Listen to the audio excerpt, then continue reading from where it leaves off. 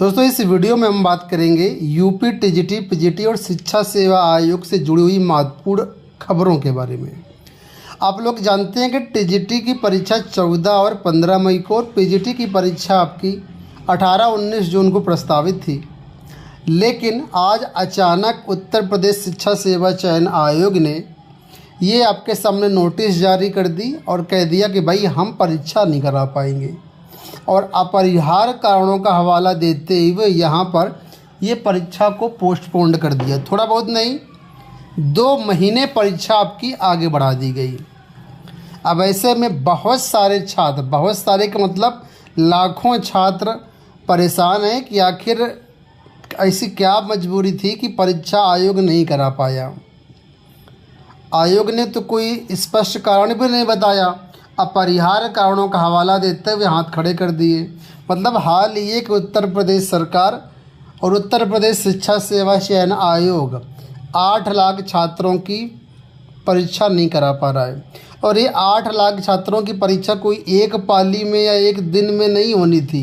ये परीक्षा कुल मिलाकर के 2 दिनों में 4 पालियों में परीक्षा होनी थी। देखा जाए तो एक पाली में करीब 2 लाख छात्र आ रहे थे और आयोग ने अपने हाथ खड़े कर लिए कि परीक्षा हम नहीं करा पाएंगे।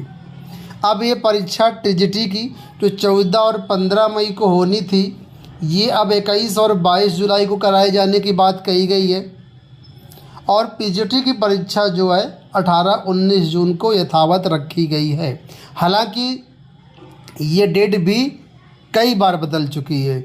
अब तक देखें तो हम लोग ये पहले परीक्षा आपकी फरवरी में होनी थी, फिर पता चला मार्च में होनी है, फिर ये परीक्षा मई में आई, अब मई से अब ये जुलाई में चली गई।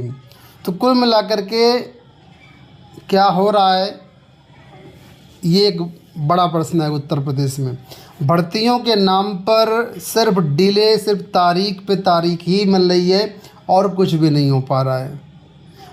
बगल में आप देखिए बिहार में क्या हो रहा है, लगातार भर्ती पे भर्ती। ऐसा नहीं कि केवल एक भर्ती, हर डिपार्टमेंट में भर्ती, हर आयोग भर्ती कर रहा है बिहार में।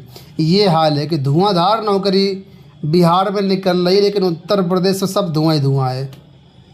तो बड़ा ये छात्रों के लिए एक परेशानी का विषय है कि इतना मन से छात्र लगे हुए थे टीजीटी पीजीटी 14-15 मई की परीक्षा के लिए।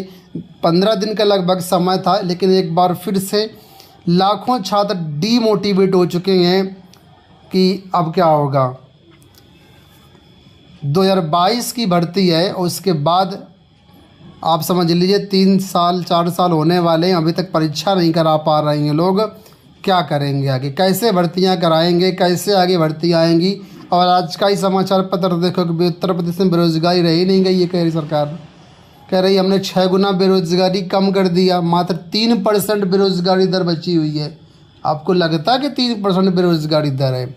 असल में आंकड़े कुछ और हैं, हकीकत कुछ और है। ग्राउंड में क्या हो रहा है ये कोई नहीं जानता, सिर्फ हवा हवाई बातें हो रही हैं। समाचार पत्रों के माध्यम से हवा हवाई खबरें निकल के आ रही हैं और यही चल रहा है। उत्तर प्रदेश में भर्तियों के नाम पर सरकार पूरी तरीके से फेल है।